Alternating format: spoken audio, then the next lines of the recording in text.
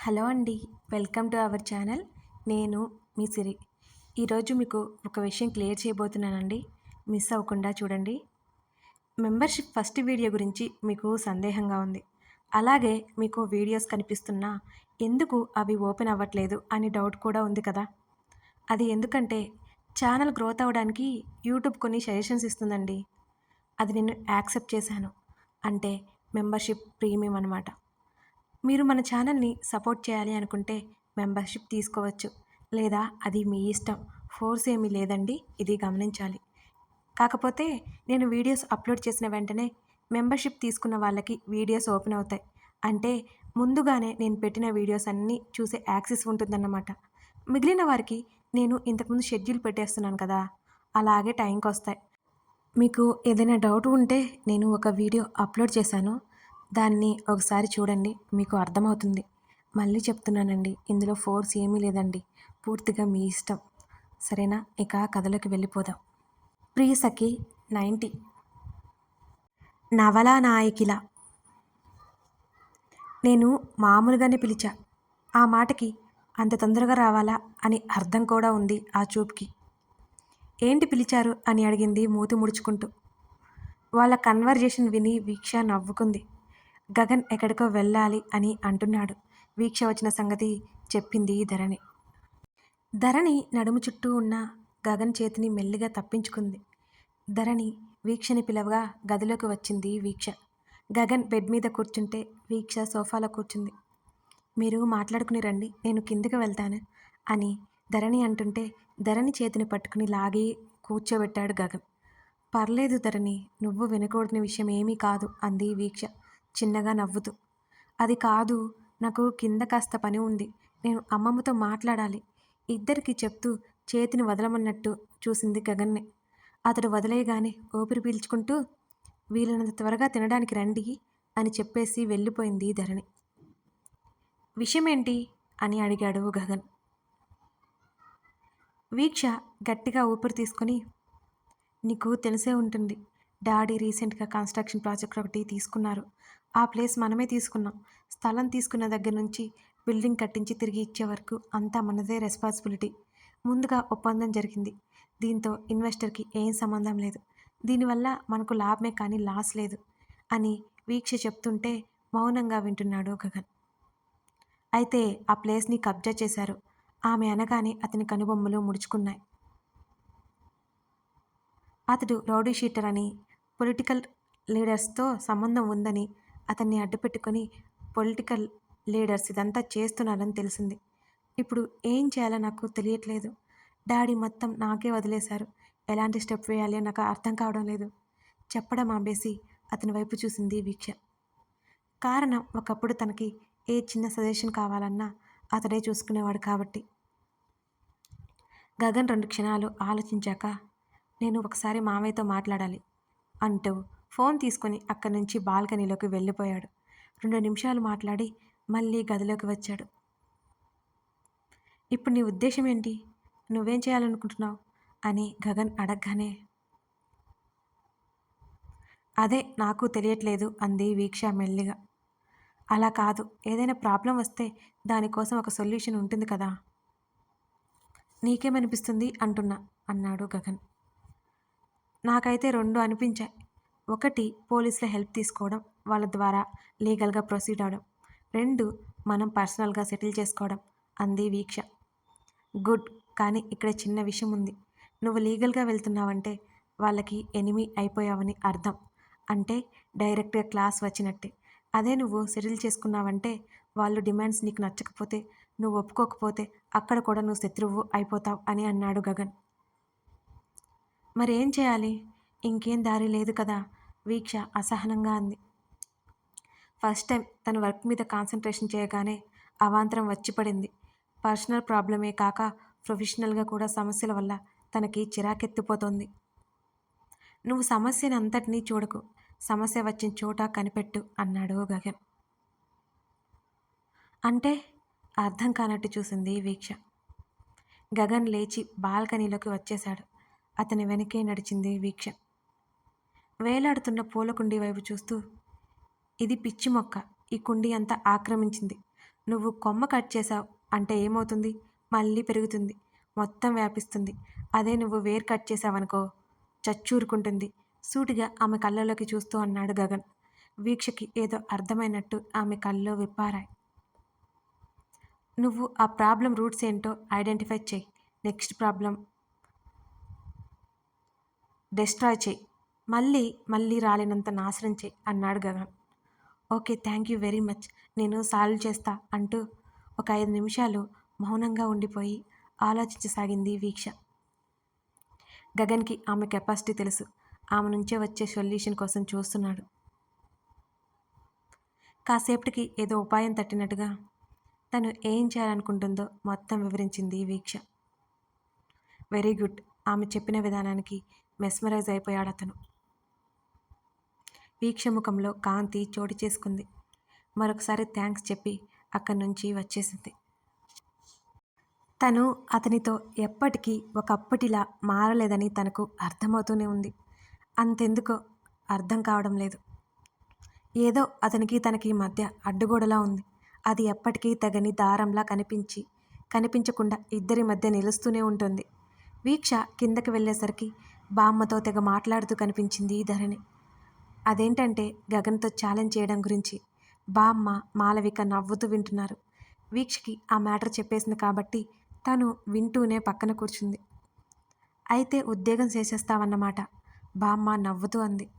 నాకు ఇష్టం లేదమ్మమ్మ, అప్పుడే ఏదో ఉక్రోషంలో అలా మాట్లాడాను. కానీ నా వల్ల ఏదైనా లాభం ఉంటుంది అంటే అది మనకే ఉండాలి, కానీ పక్కన వాళ్ళకి ఎందుకు? ధరణి కాస్త సిగ్గుగా నవ్వింది. నీకు ఇంట్రెస్ట్ ఉంటే పర్లేదు, జాయిన్ అవ్వు, గగన్తో నేను మాట్లాడతాను అంది మాలవిక. మీరు అనుకున్నంత ఏం కాదు మీ అబ్బాయి గారు, వేరే ఎక్కడో పని చేస్తా అంటే ఏమైనా ఉందా? ధరణి కళ్ళు తిప్పుతూ చర్యం ప్రదర్శిస్తూ చెప్పింది. ధరణి. మాలవిక నవ్వేసింది. ఇది నీ భయం మాత్రమే అంటూ. అత్తయ్య, మీరు పొరబడుతున్నారు అంటూ గగన్ చెప్పిన విషయం చెప్పి, నా టాలెంట్ ఆయనకి తప్ప ఎవరికి యూజ్ అవ్వకూడదట పెదవి విరిచి భుజాలు కదిలించింది ధరణి. ఎవరైనా ఇంతే ఉంటారు ధరణి, వీక్ష అప్రయత్నంగా అనేసింది.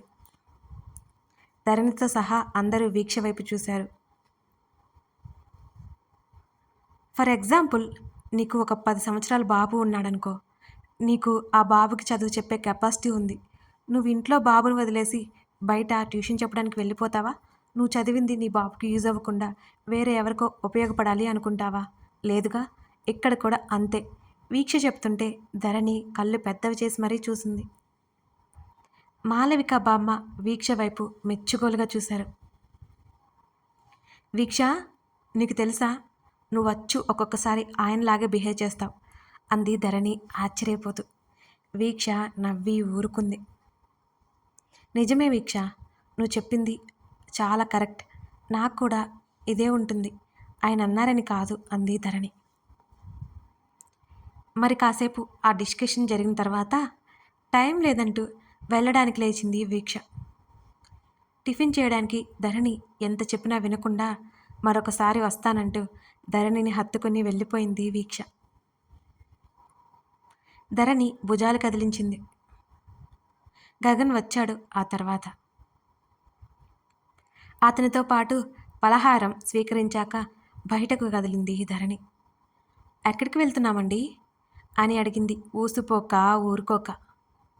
చెప్తే గాని రావన్నమాట, అతడు డ్రైవ్ చేస్తూ అన్నాడు. నేను అలా చెప్పానా?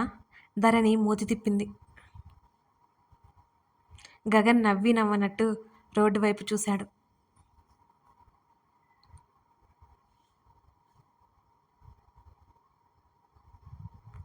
రాత్రి ఆలస్యం అవడంతో సృజన్ 10 గంటలకు కూడా లేవలేదు. శ్రేష్ఠ టిఫిన్ చేసి అప్పటికే గంట అయిపోయింది. కిందకి వెళ్ళి తన అత్తతో మాట్లాడి వచ్చేసరికి సృజన్ ఇంకా లేవలేదు. అర్ధరాత్రి వరకు మీటింగ్ అని తిరిగి ఇప్పుడేమో గుర్రు పెట్టి పజ్జున్నాడు. ఈ మధ్య తిండి కూడా మానేస్తున్నాడు అంటూ నడుం మీద 2 చేతులు పెట్టుకొని నిలబడి సృజన్ వైపు కోపంగా చూసి ఏదో ఉపాయం వచ్చినట్టుగా శ్రేష్ఠ కళ్ళు మెరిశాయి. మార్కర్ తీసుకొచ్చింది. సారీ బుజ్జి బంగారం, ఇప్పుడు నీ ఫేస్ మీద డ్రాయింగ్ వేస్తా. ఏం చేయను మరి? నాకు బాగా బోర్ కొడుతోంది అని అనుకుంటూ అతడి పక్కనే బెడ్ మీద సెటిల్ అయిపోయింది శ్రేష్ఠ. మార్కర్ క్యాప్ నోటితో తీసి పక్కకు ఊదేసినట్టు విసిరింది. రాక్షసంగా నవ్వాలని ప్రయత్నించింది. కానీ ఆమె వల్ల కాలేదు. అతని ముఖం మీద ఏవేవో గీయడం మొదలుపెట్టింది శ్రేష్ఠ మరింత శ్రద్ధగా. అతడి కనుబొమ్మల మధ్య బొట్టు కోసం ఒక ముగ్గేసింది. పాపం శ్రేష్ఠకి ముగ్గులు రావు కాబట్టి అది ఏదో ఆకారం సంతరించుకుంది. అతడి కనుబొమ్మల పైన ఏదేదో గీసింది. అతడి చెంపల మీద మీసాలను కొనసాగిస్తూ ఇంకా ఇంకా గీసింది. అతడి ముక్కు మీద కొన్ని గీతలు గీసి చుక్కలు పెట్టింది. సృజన్ అటు ఇటు కదులుతూ ఉన్నాడు, గిలిగింతలు పుట్టి. శ్రేష్ఠ వేళ్లతో రాస్తున్నట్టు అతని ముఖం మీద నడుము చుట్టూ చెయ్యి వేసి మీదకి లాక్కున్నాడు. బోర్లా పడుకుని అతడి ముఖం వంక చూస్తూ ముసిముసిగా నవ్వుకుంది శ్రేష్ఠ. ఆ మార్కర్ చేతితో అలాగే పట్టుకుంది సృజన్కి కనబడకుండా. నాన్న, బుజ్జి బంగారం లేవరా? అతడి ముక్కు మీద వేలితో గోకుతూ పిలిచింది శ్రేష్ఠ. బాగా నిద్రొస్తుంది అన్నాడు కనీసం కళ్ళు అయినా తెరవకుండా, చాలా మెల్లిగా. తన పెదవులతో అతని మీసం పట్టి లాగింది. ఏయ్! సరాసరి ఆమె నడుము మీదకి చెయ్యి పోనిచ్చి నొక్కేశాడు. ఏయ్! పొద్దు పొద్దున్నే ఈ పనులేంటి? సృజన్ చేతి మీద కొట్టింది శ్రేష్ఠ. ఆమె జుత్తు అతడి ముఖం మీద పడి గిలిగింతలు పెడుతోంది. సృజన్ మెల్లిగా కళ్ళు తెరిచి చూశాడు. అందాల రాశి తన కళ్ళ ముందు కనబడుతోంది. ఆమె కంఠం మీద చటుక్కున ముద్దు పెట్టుకున్నాడు. అతడి మీసం గుచ్చుకొని కీచుగా అరిచింది. చేతిలో ఉన్న మార్కర్ దూరంగా విసిరేసింది. చిచ్చి, బ్యాడ్ బాయ్! ఏంటి ఈ పనులు? అతడికి దూరం జరగబోతుంటే జరగనివ్వలేదు సృజన్. ఆమె గుండెల్లో ముఖం దాచుకున్నాడు. చిన్నగా నవ్వుకుంటూ అతని జుట్టు నిమిరింది శ్రేష్ఠ.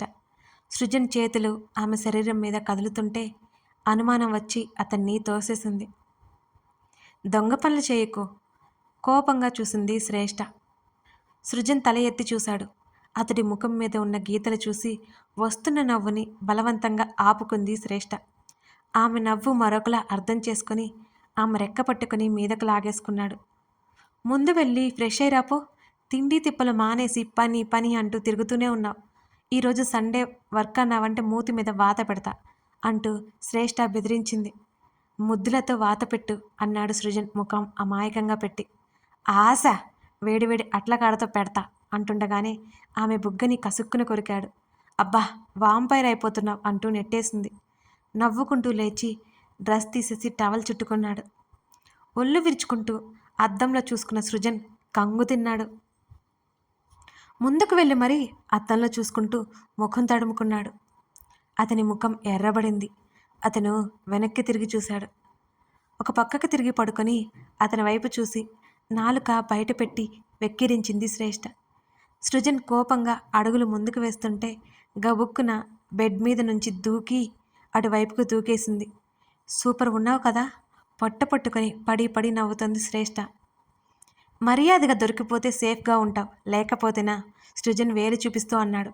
వెవ్వే అంటూ మరోసారి నాలుక బయట పెట్టి వెక్కిరించింది. సృజన్ బెడ్ మీద ఎక్కగానే భయంతో పక్కకి పరిగెత్తింది. అటువైపుకు దూకేసి బయటికి పారిపోవాలని చూస్తున్న ఆమెను అనుకరించి వెనక నుంచి పట్టేసుకున్నాడు సృజన్. ఏడుపు మొదలుపెట్టింది శ్రేష్ఠ. ఆమెని భుజాన వేసుకుని వాష్రూమ్ వైపు తీసుకెళ్తుంటే, సృజన్ ప్లీజ్, నేను ఆల్రెడీ స్నానం చేసి టిఫిన్ కూడా చేశా, ప్లీజ్ వదిలేయి అని ఆమె అంటుండగానే లోపలికి తీసుకెళ్ళి బాత్ టబ్లో పడేశాడు. శ్రేష్ఠ గట్టిగా ఏడుపందుకుంది. ఇడియట్వి, రాస్కెల్వి, నేను ఆల్రెడీ స్నానం చేశాను అని చెప్పాను కదా అంటూ గట్టిగా అరవసాగింది. సృజన్ అప్పటికే ఫేస్ వాష్ చేసుకొని మిర్రర్లో చూసుకున్నాడు. సృజన్ దగ్గరికి వచ్చి, నీళ్లు వేడిగానే ఉన్నాయి కదా, ఎందుకు కారం తిన్న కాకిలా అరుస్తున్నావు అంటూ వాటర్ చెక్ చేస్తూ అన్నాడు. తమరి కోసమే ఫిల్ చేసి పెట్టాను హాట్ వాటర్. ఖాళీగా ఉంచాల్సింది, పటపట పళ్ళు నూరుకుంటూ అంది శ్రేష్ఠ. ఎందుకు వేస్ట్ అవుతాయి, ఇప్పుడు మనం స్నానం చేస్తాం కదా. కళ్ళు ఎగరేసి కన్ను గీటాడు సృజన్. శ్రేష్ఠ కప్పలా నోరు తెరిచింది. సృజన్ ప్లీజ్ వద్దు. ఆమె గబుక్కున లేచి పారిపోతుంటే అతను ఆమెకు చేరువైపోయాడు. సరిగంగా స్నానాలు మరి కాసేపు కొనసాగాయి. గగన్తో పాటు ఆఫీస్కి వెళ్ళింది ధరణి. అతనికి చిన్న చిన్న పని ఉంది. ఆదివారం కూడా ఆమెకు టైం ఇవ్వలేకపోవడంతో ఏదోలా అనిపించి ఆమెను కూడా వెంటబెట్టుకొదిలాడు. ఇంతకుముందు ఒకసారి వచ్చింది కాబట్టి పెద్దగా ఆశ్చర్యపోలేదు. కానీ ఇప్పుడెందుకు తీసుకొచ్చాడో మాత్రం అర్థం కాలేదు. కారు వస్తుండగానే వాచ్‌మెన్ గేటు తెరిచాడు. కారు లోపలికి ప్రవేశించింది. అక్కడి నుంచి లిఫ్ట్ వైపుకి వెళ్ళి టాప్ ఫ్లోర్‌కి వెళ్లారు ఇద్దరు. నాకు చిన్న పని ఉంది. ఆ తర్వాత లంచ్‌కి వెళ్దాం అంటూ అతడు చైర్‌లో సెటిల్ అయ్యాడు. ధరణి తల ఊపి ఆ గది అంతా చెక్ చేస్తుంది. తల తిప్పి అతని వైపు ఒకసారి చూసింది. అతను చాలా శ్రద్ధగా పని చేసుకుంటున్నాడు. ఏసీ గాలి నేరుగా అతన్ని తాకడంతో అతని నుదుటి మీద అల్లరి పెడుతున్న జుత్తుని సర్దుకోలేనంత బిజీగా కనబడ్డాడు. అప్రయత్నంగా ధరణి పెదవుల మీద చిరునవ్వు వచ్చింది. వెంటనే అతని జుట్టు సర్దాలి అనే ఆలోచన వచ్చింది. అతడు ఎక్కడ డిస్టర్బ్ అవుతాడో అని ఆ ఆలోచన విరమించుకుంది. ఎదురుగా సోఫాలో కూర్చొని గడ్డం కింద చేతులు పెట్టుకుని అతడినే చూస్తోంది ధరణి. ఎలా దొరికేశాడు ఇంత ఈజీగా? ధరణి కనురెప్పైనా కొట్టకుండా అలాగే చూస్తుండిపోయింది. గగన్ ఫోన్ వైబ్రేట్ అవడంతో ల్యాపీ స్క్రీన్ నుంచి చూపు తిప్పి ఫోన్ చేతిలోకి తీసుకున్నాడు. లిఫ్ట్ చేసి చెవి పక్కన పెట్టుకుంటూ అప్రయత్నంగా తల ఎత్తి చూశాడు. ధరణి తననే చూస్తూ ముసిముసిగా నవ్వుకుంటూ కనిపించింది. ఏ కలలు కంటుందో అనుకుని నిట్టూర్చి కాలు మాట్లాడడం పూర్తయ్యాక నిమగ్నమయ్యాడు. అలా చూస్తూ ఉండగానే ధరణి కళ్ళ మీద నిద్ర ఒక్కసారిగా తూగింది. ధరణి తల విదిలించుకుంది. గగన్ వైపు చూడగానే కాఫీ ఇవ్వాలి అని ఆలోచన వచ్చింది. మెల్లిగా అక్కడి నుంచి బయటకొచ్చింది. క్యాంటీన్ వెతుక్కుంటూ వెళ్ళింది. ఎవరో కొంతమంది వర్కర్స్ తప్ప ఆఫీసు అంతా బోసుగా ఉంది. క్యాంటీన్లో కూర్చున్న ఇద్దరు వ్యక్తులు మాట్లాడుకుంటూ కనిపించారు. ధరణి కనిపించగానే నమస్కారం పెడుతూ నిలబడ్డారు. కాఫీ కావాలి, దొరుకుతుందా? ధరణి చిరునవ్వుతో చాలా మర్యాదగా అడిగింది. క్షణాల్లో వేడి వేడి కాఫీ రెడీ చేసి ఇచ్చారు. థ్యాంక్స్ చెప్పి అక్కడి నుంచి గగన్ దగ్గరికి వచ్చింది ధరణి. ట్రే తీసుకుని వెళ్ళి అతని పక్కన పెట్టింది. ఫ్లాస్కో నుంచి కాఫీ పంపి అతనికి అందించింది. ఆమె వైపు ఒకసారి చూసి కళ్ళతోనే థ్యాంక్స్ చెప్పి కప్ అందుకున్నాడు గగన్. కాఫీ కప్ తీసుకొని కిటికీ దగ్గర నిలబడి బయటికి చూసింది ధరణి. ఆఫీసు ముందర ప్రదేశం అంతా స్పష్టంగా కనబడుతుంది. ఆ బయట మెయిన్ రోడ్డు మీద తిరిగే వాహనాలు కూడా స్పష్టంగా కనబడుతున్నాయి. ఆ శబ్దాలు ఏమీ అక్కడికి వినిపించట్లేదు. చాలా ప్రశాంతంగా నిశ్శబ్దంగా అనిపించింది తనకి. ఆదివారం కావడంతో మొత్తం క్లీనింగ్ జరుగుతోంది. పని అయిపోనట్టుగా సర్వెంట్స్ కూర్చొని మాట్లాడుకుంటూ టీ తాగుతున్నారు. తను కూడా రేపటి నుంచి వస్తాను అని అడగాలనుకుంది ధరణి. తల తిప్పి వెనక్కి చూసింది. తర్వాత అడగాలని ఊరుకుంది. కిటికీ ఊచలను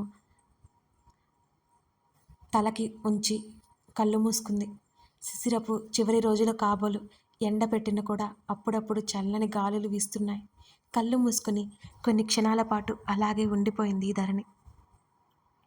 పనైపోవడంతో చైర్లో వెనక్కి వాలి చేతులు విరుచుకుంటూ తల ఎత్తి చూసిన గగన్కి నవలా నాయకులా చుట్టూ మరిచిపోయి ప్రకృతిని ఆస్వాదిస్తూ కనిపించింది ధరణి. ఆమె చీర కొంగు గాలికి రెపరెపలాడుతోంది. అప్రయత్నంగా ఆమె వైపు అడుగులు వేశాడు గగన్. ఆమె చీర కొంగు అతడి ముఖం మీద తచ్చాడింది. మెల్లిగా చేత్తో దాన్ని పక్కకు తోశాడు. అతడి మీద మనసైన దానిలా ఆ చీర చెంగు అతడి ముఖాన్ని మెల్లిగా స్పృశిస్తోంది. దాన్ని చేతికి చుట్టేసుకున్నాడు. ఆమె నడుము భద్రత సవరించడానికి అతని చెయ్యి తహతహలాడిపోయింది. ఆమె నడుము చుట్టూ అతడి చెయ్యి బిగుసుకుంది. ధరణి ఒక్కసారిగా అదిరిపడింది. చిన్నదానికే కంగారు పడకు అన్నట్టు ఆమెను గట్టిగా చుట్టేశాడు. అతడి పట్టులో అతడి చిరుకోపం తెలిసింది. ధరణి అప్రయత్నంగా చేతిని అతడి తల మీదకు వేసింది వెనగ్గా. అప్పటికే ఆమె భుజం దగ్గర ముఖం దాచేసుకున్నాడు అతను. పున్నాగా పూల పరిమళం అతడిని అల్లుకున్నట్టుంది ఆ క్షణం. అయిపోయిందా మీ పని? స్తబ్దుగా ఉన్న అతడిని పిలిచింది ధరణి. చిన్నగా చిన్నగా బదులు వచ్చింది అతని నుంచి. ఏమైందండి? అతడు ఎందుకు అలా ఉన్నాడో అర్థం కాలేదు ధరణికి. అతని ఆలోచనలు ఏమిటో ఆమెకి చెప్పలేడు. ఏమీ లేదు, లంచ్కి వెళ్దాం పదా. ఆమె నుంచి దూరం జరిగి క్రాఫ్ సరి చేసుకున్నాడు వేళ్లతోనే.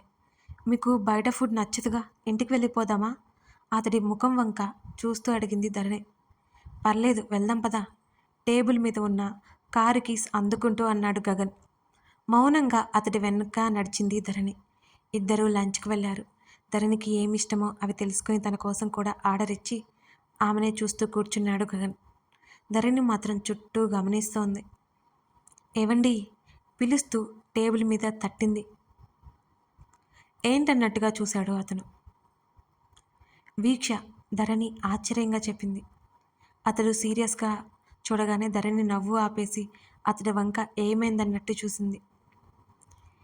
నీకు అన్నీ కావాలా? ఇక్కడికి ఎందుకు వచ్చావు? వచ్చిన పని చూడు. అతడు చెప్పకుండా అతని కళ్ళల్లో అంత భావం కనిపించింది ధరణికి. ధరణి సైలెంట్గా చూపులు పక్కకు తిప్పుకుంది. కానీ వీక్ష వైపు చూడకుండా ఉండలేకపోయింది. పలకరించకుండా ఉండలేకపోయింది. పలకరించాలి అనిపిస్తున్నా కానీ గగన్ ఎక్కడ తిడతాడో అని సైలెంట్ అయిపోయింది. వీక్ష ముందు ఎవరో ఒక అమ్మాయి ఒక అబ్బాయి కూర్చుని ఉన్నారు. వీక్ష ఫ్రెండ్స్ ఏమో అనుకుంది ధరణి. గగన్ ఆర్డర్ వచ్చిన ఫుడ్ రావడంతో తినడం ఆరంభించింది. మామూలుగా అతనితో మాట్లాడుతూ తింటోంది. అనుకోకుండా వీక్ష వైపు చూసిన ధరణికి అదే సమయంలో వీక్ష కూడా తన వైపు చూస్తోంది, తనని పోల్చుకోవడానికి అన్నట్టుగా. వీక్ష ముఖం సంతోషంతో విప్పారింది. వీక్ష చెయ్యి రమ్మన్నట్టు చూసింది. ధరణి కళ్ళతోనే గగన్ వైపు చూపించి సైగ చేసింది. అప్పుడు అక్కడ గగన్ ఉన్నాడని గమనించి నేనే వస్తాను అన్నట్టు సైగ చేసింది వీక్ష కూడా. ధరణి సంతోషంగా తల ఊపింది. తల తిప్పేసరికి గగన్ తన వైపు చూస్తూ కనిపించాడు. ధరణి ఉలిక్కిపడింది. వీక్ష పిలిచింది ఫస్ట్. నేను నేను కాదు తడబడుతూ చెప్తున్న ధరణిని చూసి నవ్వొచ్చింది అతనికి. ఆమె ఎందుకు కంగారు పడుతుందో ఆమెకే తెలీదు. అతడు ఏమనకుండా ఆమె ప్లేట్లో కాస్త పడేశాడు. ధరణి ఊపిరి పీల్చుకుంది. అయ్యయ్యో అంత వద్దు, నేను తినలేను. ఆమె మాటలు అతడు ఖాతరు చేయలేదు. బిక్కమొహం వేసి ఆక్రోశం పొంగుకొస్తుంటే కష్టంగా తినసాగింది అతడిని ఏమనలేక. మీరు మాత్రం నాజుగ్గా తినొచ్చు, నేను మాత్రం ఇంత తినాలా? ఉక్రోషమంతా వెళ్ళగక్కేసింది ధరణి. యూ కెన్ డూ ఇట్ ధరణి, తాపీగా చెప్పాడు అతను. కనిపించరు కానీ బాగానే సెటైర్లు వేస్తారు. బయటికి కక్కలేక మింగలేక లోపల గొనిగి అష్ట కష్టాలు పడితేనే తినసాగింది. ఆ తర్వాత జ్యూస్ ఆర్డర్ ఇచ్చాడు గగన్. నా వల్ల కాదు, నేను అసలు తాగలేను. ధరణి చేతులెత్తేసింది. మరో అరగంట ఆగాక తాగు అంటూ తనదొక గ్లాస్ తీసుకొని ఫోన్ చూసుకుంటూ కుర్చీలో వెనక్కి వాలాడు.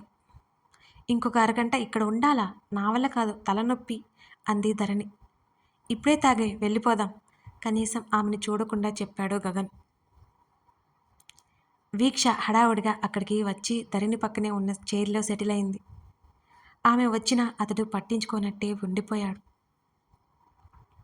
థ్యాంక్ గాడ్, సమయానికి నువ్వు కనిపించావు, నుదుటిన పట్టిన చెమట తుడుచుకుంటూ అంది వీక్ష. ఏమైంది? ఎందుకంత కంగారుగా ఉన్నావు? ధరణి అడుగుతుంటే అప్పుడు తల ఎత్తి చూశాడు గగన్. ఏం చెప్పమంటావు? మా మమ్మీ అర్జెంటుగా ఈ హోటల్కి తరిమింది. ఎవరో గెస్టులు వస్తున్నారని, డాడీ లేరని, తప్పక వెళ్ళాలని పంపించింది. తీరా ఇక్కడికి వచ్చాక అర్థమైంది పెద్ద ఫిట్టింగ్ పెట్టిందని. వాపోయింది వీక్ష. విషయం సూచాయిగా అర్థమైంది గగన్కి. అంతకుముందు రోజు వీక్ష ఫాదర్ గగన్కి విషయం చెప్పాడు. కానీ ఇదే హోటల్ అని అతడు ఎక్స్పెక్ట్ చేయలేదు. ఏమైంది? ధరణిలో ఆతృత. అటు చూడు అంటూ తను అప్పటి వరకు కూర్చున్న టేబుల్ వైపు చూపించింది వీక్ష. హా, ఇద్దరు ఉన్నారు కదా అక్కడ. ఒకవేళ మాకు కూడా బంధువులా ఏంటి? పలకరించాలా ఏంటి? ధరణి అనగానే గగన్ అదోలా చూశాడు. వీక్ష గట్టిగా నవ్వేసి చుట్టూ ఎవరైనా చూస్తారేమోనని నోటికి చెయ్యి అడ్డు పెట్టుకుంది. ఎందుకలా నవ్వుతున్నావు? ధరణి చిన్నబుచ్చుకున్నట్టు కోపంగా అంది. హే సారీ సారీ, నువ్వు అలా అనగానే నవ్వొచ్చింది అంటూ ధరణి చేతులు పట్టుకుని కూల్ చేస్తూ, మా మమ్మీ మ్యాచెస్ చూస్తుంది, నాకు చెప్పకుండా ప్లాన్ చేసింది అంది వీక్ష. ఇందులో ఫిట్టింగ్ ఏముందది, మామూలు విషయమే కదా అంది ధరణి. ఆ వచ్చిన వాళ్ళు ఉన్నారే బ్రదర్ అండ్ సిస్టర్, ఇక అతను ఉన్నాడు ఏం మాట్లాడ్డు. వాళ్ళ చెల్లి మాత్రం అతని గురించి పేజీలు పేజీలు డైలాగ్స్ అప్పచెప్తోంది. దాదాపు 2 గంటల నుంచి నా బుర్ర తింటున్నారు. సమయానికి నువ్వు కనిపించావు, నీతో మాట్లాడాలని ఆపసోపాలు పడి ఇక్కడికి వచ్చేశాను అని చెప్పేసి టేబుల్ మీద ఉన్న జ్యూస్ గ్లాస్ తాగేసింది వీక్ష. ఆ జ్యూస్ వీక్ష తాగేయడంతో ధరణి ఊపిరి పీల్చుకుంది. నీకు తెలియదు, ఇప్పటివరకు ఫుడ్ కూడా లేదు నాకు. వీళ్ళ గొప్పలు చెప్పుకోవడం సరిపోయింది అంటూ కుర్చీలో వెనక్కి వాలింది వీక్ష ఏదో భారం దిగిపోయినట్టు. అంత నచ్చకుండా అక్కడ అంతసేపు ఎందుకు కూర్చోవడం? అదేదో చెప్పేసి వెళ్ళిపోవచ్చు కదా! అదంతా విన్నాక చివరికి డైలాగ్ వదిలాడు గగన్. నీ అంత ధైర్యం నాకు లేదు కదా! వీక్ష వెటకారంగా అంది. దానికి ధైర్యం ఎందుకు? నోరు ఉంటే సరిపోతుంది కదా! గగన్ అంతే తాపీగా సమాధానమిచ్చాడు. అతని మాటలకి ఒళ్ళు మండిపోతున్నా, ఇప్పుడు నీతో వాదించే ఓపిక నాకు లేదు. మా మమ్మీకి ఐడియా ఇచ్చింది నువ్వే కదా! నిజం చెప్పు? గగన్ వైపు చూస్తూ అనుమానంగా అడిగింది వీక్ష. అవును, మ్యారేజ్ బ్యూరో ఆఫీస్ ఒకటి ఈ మధ్య స్టార్ట్ చేశాను. గగన్ చాలా సీరియస్గా అన్నా అతడి మాటల్లో వెటకారం అర్థమై వీక్ష పళ్ళు నూరుకుంటుంటే ధరణి ఫక్కున నవ్వింది. నోటికి చెయ్యి అడ్డు పెట్టుకుంది ధరణి. మా మమ్మీ మా డాడీ నీకు చెప్పకుండా ఏం చేయరు, అందుకే అడిగాను. వీక్ష చిన్నబుచ్చుకున్న ముఖంతో చూసింది. నా వైఫ్ని చూసుకోవడానికే నా దగ్గర టైం లేక కష్టపడిపోతున్నాను. ఇక నీ విషయాలు నేనెక్కడ చూసుకోవాలి? గగన్ మాటలకు విస్తుపోయి చూశారు ఇద్దరు. ముందుగా తేరుకున్న వీక్ష అతడిని కోపంగా చూస్తూ, అంటే నేను ఇండైరెక్ట్గా నిన్ను డిస్టర్బ్ చేశా అంటున్నావా? పళ్ళు పటపటలాడించింది వీక్ష. చచా, ఆయన అలా ఎందుకంటారు? ఇంకా ధరణి నోటి నుంచి ఆ మాట బయటికి రాకముందే ఎగ్జాక్ట్లీ టేబుల్ మీద ఉన్న కారు కీస్ తిప్పుతూ అన్నాడు గగన్. గట్టిగా అరవాలనిపించింది వీక్షకి. తన బ్యాగ్ తీసుకొని గజానికి ఒక అంగ వేసుకుంటూ అక్కడి నుంచి వెళ్ళిపోయింది. అయ్యయ్యో, ఫీల్ అయినట్టుంది. ధరణి ముఖం బాధగా మారిపోయింది. నువ్వవ్వలేదా?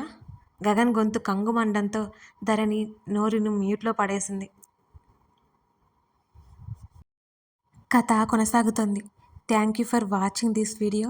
మరిన్ని కథలకి మన ఛానల్ని సబ్స్క్రైబ్ చేసుకోండి. అలాగే లైక్, కామెంట్, షేర్ చేయడం మర్చిపోకండి. Thank you.